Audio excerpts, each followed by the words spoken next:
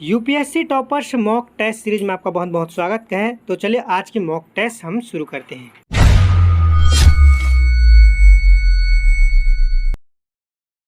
तो चलिए स्टार्ट करते हैं आज की पहली क्वेश्चन देख पा रहे होंगे स्क्रीन पर।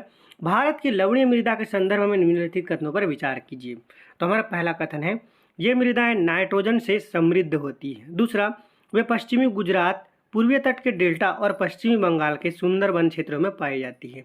तीसरा, कैल्शियम सल्फेट हाइड्रेट मिलने में इन मृदाओं में लवणता की समस्या को हल करने में मदद मिलती है। उपयुक्त कथनों में से कौन सा से सही है? आपका ऑप्शन ए है 1, 2, 3 मतलब सभी के सही। ऑप्शन बी है केवल 2 और 3। ऑप्शन सी है केवल 1 और 3 और ऑप्शन डी है केवल 2। अगर आपको इसका आंसर पता है तो जल्दी जल्दी कमेंट कर लीजिए। अगर आपको इसका आंसर नहीं पता और आपको थोड़ा सा और टाइम चाहिए तो आप वीडियो को पॉज कर लीजिए। आपको बिल्कुल भी नहीं पता तो चलिए इस क्वेश्चन की व्याख्या कर लेते हैं। स्क्रीन पर देखिए आपके पहले क्वेश्चन की व्याख्या से हो रही है। लवणीय मृदा को उपसर मृदा भी कहते हैं। लवण मृदाओं में सोडियम, पोटेशियम, मैग्नीशियम का अनुपात अधिक होता है, अतः ये अनुवर होती हैं और इनमें किसी प्रकार की वनस्पति नहीं उगती। मुख्य रूप से ये शुष्क जलवायु और खराब अपवाह के कारण इनमें लवणों की मात्रा बढ़ जाती है। ये मृदा शुष्क और अर्ध शुष्क तथा जलकांत क्षेत्रों में अनुपो में पाई जाती है। इसकी संरचना बलुई से लेकर दोमट तक होती है। इसमें नाइट्रोजन और चूने की कमी होती है, इसलिए यहाँ पर जो कथन 1 है वो यहाँ पर सही नहीं होगा। स्क्रीन पर देखिए, इसी में आपका नेक्स्ट पॉइंट है, लवण मृदा का अधिकतर प्रसार पश्चिमी गुजरात, पूर्वी तट के डेल्टाओं और पश्चिमी बंगाल के सुंदरवनों में है, इसलिए कथन 2 यहाँ पर सही हो जाएगा। लास्ट जो पॉइंट देखिए, कच्छ के रन में दक्षिण पश्चिम मानसून के साथ नमक के कण में आते हैं, जो एक पपड़ी के रूप में ऊपरी सतह पर जमा हो जाती है। डेल्टा प्रदेश में समुद्री जल के भर जाने से लवण मृदाओं के विकास में बढ़ावा मिलता है। अधिक सिंचाई वाले गहन कृषि के क्षेत्र में, विशेषकर हरित क्रांति के क्षेत्रों में उपजाऊ जलोढ़ मृदाएं भी लवणीय हो जा रही है। शुष्क जलवायु वाली दशाओं में अत्यधिक सिंचाई केशिका क्रिया को बढ़ावा देती है, जिसके परिणाम स्वरूप नमक ऊपर की ओर बढ़ता है और मृदा की ऊपर परत में नमक जम जाता है। इस प्रकार से क्षेत्र में, विशेष रूप से पंजाब, हरियाणा और की मृदाओं में लवणता की समस्या में निटबंध के लिए किसानों को जिप्सम, रासायनिक रूप से कैल्शियम सल्फेट हाइड्राइड के रूप में भी जाना जाता है, तो डालने की सलाह दी जाती है, इसलिए कथन 3 जो है यहाँ पर सही हो जाएगा। इस तरह हमारे इस क्वेश्चन का सही उत्तर हो जाएगा ऑप्शन बी केवल 2 और 3। तो चलिए देखते हैं नेक्स्ट क्वेश्चन। अगर आपको हमारी व्याख्या और क्वेश्चन पसंद आ रही है तो जल्दी जल्दी इस वीडियो को लाइक कर दीजिए, क्योंकि वीडियो बनाने में बहुत ज़्यादा मेहनत लगती है। तो चलिए देखते हैं नेक्स्ट। स्क्रीन पर देख पा रहे होंगे आपका नेक्स्ट क्वेश्चन है, भारत के महान्यायवादी के संदर्भ में निम्नलिखित कथनों पर विचार कीजिए। पहला, उसे भारत के प्रधानमंत्री द्वारा नियुक्त किया जाता है। दूसरा, उसे लोकसभा में बोलने और मत देने का अधिकार है। उपयुक्त कथनों में से कौन सा से सही है? केवल ए आपका ऑप्शन है केवल 1, ऑप्शन बी 1 और 2 दोनों, ऑप्शन सी केवल 2, ऑप्शन डी दोनों में से कोई नहीं। अगर आपको इसका आंसर पता है जल्दी से कमेंट्स कर दीजिए। अगर आपको इसका आंसर नहीं पता तो चलिए इस क्वेश्चन की व्याख्या कर लेते हैं। व्याख्या देखिए आपकी स्क्रीन पर शो हो रहा है। कथन 1 सही नहीं है। संविधान अनुच्छेद 76 भारत के लिए महान्यायवादी में कार्यालय का प्रावधान करता है। उसकी नियुक्ति भारत के राष्ट्रपति द्वारा की जाती है। वह देश का सर्वोच्च विधि अधिकारी होता है और उसे ऐसा व्यक्ति होना चाहिए जो उच्चतम न्यायालय के न्यायाधीश के रूप में नियुक्त होने के योग्य हो। कथन 2 भी सही नहीं है।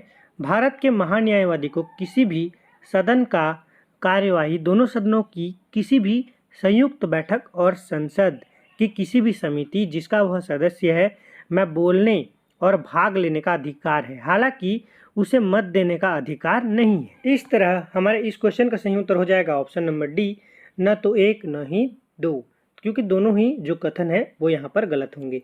चलिए देखते हैं नेक्स्ट क्वेश्चन। स्क्रीन पर देखिए आपका 3rd नंबर का क्वेश्चन शो हो रहा है। निम्नलिखित में से कौन सा से संगठन डॉक्टर BR अम्बेडकर द्वारा स्थापित किया गया था? आपका पहला है all India depressed class league. दूसरा, अखिल भारतीय अनुसूचित जाति संघ। तीसरा, बहिष्कृत हितग्राहिणी सभा। इन नीचे में से दिए गए कूट का प्रयोग सही कर उत्तर चुनिए। आपका ऑप्शन ए है केवल 1 और 2, ऑप्शन बी है केवल 2 और 3, ऑप्शन सी है केवल 1, ऑप्शन डी है सभी के सभी। अगर आपको इसका आंसर पता है जल्दी से कमेंट कर दीजिए। अगर आपको इसका आंसर नहीं पता तो चलिए इस क्वेश्चन की व्याख्या देखते हैं। स्क्रीन पर देखिए आपके इस क्वेश्चन की व्याख्या से हो रही है। चुनाव में आरक्षित सीटें जीतने के लिए कांग्रेस को दलित मतदानों को जुटाने के लिए राजनीतिक मोर्चे की जरूरत थी। इसलिए कांग्रेस ने वर्ष 1935 में बिहार में एक दलित नेता जगजीवन राम की अध्यक्षता में all India depressed class league का गठन किया। इसलिए कथन एक जो है यहाँ पर सही नहीं होगा। वर्ष 1942 में डॉक्टर अंबेडकर ने नागपुर में अखिल भारतीय अनुसूचित जाति संघ की स्थापना की, जिसके संविधान में दलितों को हिंदू को स्पष्ट विभिन्न और पृथक होने का दावा किया था। अकेले जाति के बजाय गरीबों और अस्पृश्यों को व्यापक आधार पर लामबंद करने के लिए वर्ष 1936 में डॉक्टर अंबेडकर ने मजदूर वर्ग के कल्याण के उद्देश्य से डिप्रेस्ड लेबर पार्टी की स्थापना की। वर्ष 1937 के चुनाव में उनकी पार्टी ने बॉम्बे के साथ साथ मध्य प्रांत और बरार में अच्छा प्रदर्शन किया। वर्ष 1923 में अंबेडकर ने अस्पृश्यों को नैतिक और भौतिक प्रगति के लिए बॉम्बे में बहिष्कृत हितकारिणी सभा नामक एक संगठन शुरू किया। इसलिए कथन 2 और 3 भी यहाँ पर सही हो जाएगा। इस तरह हमारे इस क्वेश्चन का सही उत्तर हो जाएगा ऑप्शन बी 2 और 3। तो चलिए देखते हैं नेक्स्ट क्वेश्चन। स्क्रीन पर देखिए आपका नेक्स्ट क्वेश्चन शो हो रहा है।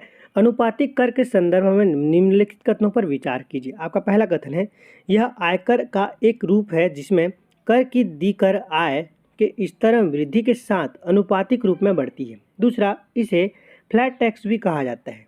उपयुक्त कथनों में से कौन सा से सही है? आपका ऑप्शन है ए केवल 1, ऑप्शन बी है केवल 2, ऑप्शन सी है 1 और 2 दोनों कथन, ऑप्शन डी है न तो 1 न ही 2, मतलब इनमें से कोई नहीं। अगर आपको इस क्वेश्चन का आंसर बहुत पता है तो जल्दी इसका कमेंट बॉक्स में टाइप कर दीजिए। अगर आपको इसका आंसर नहीं पता तो चलिए इस क्वेश्चन की व्याख्या करते हैं। मोस्ट इंपॉर्टेंट क्वेश्चन, इस जो क्वेश्चन है इससे रिलेटेड बहुत सारे क्वेश्चन यूपीएससी में पूछे गए हैं, तो इसका आंसर देने का कोशिश जरूर कीजिए। तो चलिए इस क्वेश्चन की व्याख्या करते हैं। स्क्रीन पर देखिए आपके क्वेश्चन की व्याख्या से हो रही है। एक अनुपातिक कर एक ऐसी आयकर प्रणाली है जिसमें सभी करदारों पर उनकी आय से निरपेक्ष समान प्रतिशत पर जो कर आरोपित किया जाता है। एक अनुपातिक कर निम्न मध्यम उच्च आय वाले करदारों पर कर की समानता दर को संदर्भित करता है। अनुपातिक कर प्रगतिशील कर के विपरीत होता है, जहां उच्च आय वाले करदार निम्न आय वाले करदारों की तुलना में अधिक कर भुगतान करते हैं। ये तो लाजमी बात है कि अधिक जो आय वाले होंगे वो अधिक कर ही देंगे, ठीक है। और एक अनुपातिक कर को प्रायः एक समान कर जिसको फ्लैट टैक्स भी कहा जाता है, इसलिए कथन 1 हमारा सही नहीं है और कथन 2 सही है। इसी में नेक्स्ट पॉइंट है, जब सकल घरेलू उत्पाद में वृद्धि होती है तो प्रायोज्य आय भी बढ़ जाती है, लेकिन यह सकल घरेलू उत्पाद में वृद्धि कम होती है क्योंकि इसका एक भाग करों के रूप में हटा लिया जाता है। इस प्रकार अनुपातिक कर के प्रत्येक स्तर पर उपभोग में कम करता है। तो यहाँ पर इस क्वेश्चन का सही उत्तर हो जाएगा केवल बी। यहाँ पे हमारा कथन 2 जो है ये यहाँ पर सही है। यहाँ पर अनुपातिक कर के संदर्भ में जो यहाँ पर लिखा गया है कि ये इसको फ्लैट टैक्स भी कहा जाता है, ये सही हो जाएगा। तो चलिए देखते हैं अब नेक्स्ट क्वेश्चन। स्क्रीन पर देखिए आज का आपका लास्ट क्वेश्चन है, एलोपैथी पौधे से रसायन को निर्मुक्त करने की प्रक्रिया को संदर्भित करती है, जो कि पहला है अन्य पौधे के विकास को रोकती है, बी जिसके परिणाम स्वरूप दक्ष नाइट्रोजन स्थिरीकरण होता है, सी ग्लूकोज के भंडारण के लिए आवश्यक है, डी वाष्पोत्सर्जन के परिणाम स्वरूप उत्पन्न होते हैं।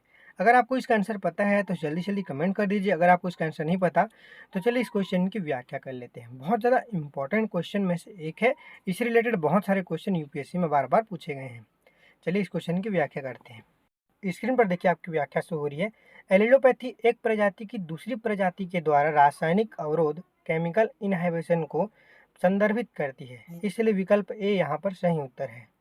दूसरा देखिए, इस प्रक्रिया में जो निरोधात्मक इनहिबिटरी रसायन पर्यावरण से में निर्मुक्त होने पर आसपास के पौधे के विकास और वृद्धि को प्रभावित करते हैं। इसी में देखिए, एलोपैथी रसायन पौधे के किसी भी हिस्से में मौजूद हो सकते हैं। वे पत्तियों, फूल, जड़ों, फलों या फिर तनों में पाए जा सकते हैं। वे आसपास की मृदाओं में भी पाए जा सकते हैं। इन विषाक्त पदार्थों से जो लक्षणित प्रजातियां कई अलग अलग तरीकों से प्रभावित करती हैं। इस तरह इस क्वेश्चन का सही उत्तर हो जाएगा ऑप्शन ए, अन्य पौधे के विकास को रोकती है। चलिए आज के लिए इतना ही, मिलते हैं नेक्स्ट। अगर आपने अभी तक हमारे चैनल को सब्सक्राइब नहीं किया है तो टॉपर्स आईएएस को जल्दी जल्दी सब्सक्राइब कर लीजिए, और हमारे टेलीग्राम चैनल का भी लिंक जो देख पा रहे हैं ये डिस्क्रिप्शन पे आपको मिल जाएगा, तो इसको भी आप फॉलो कर लीजिए, जिससे आपको नई नई नोटिफिकेशन और इसकी जो पीडीएफ्स है वो आपको मिल जाएगी।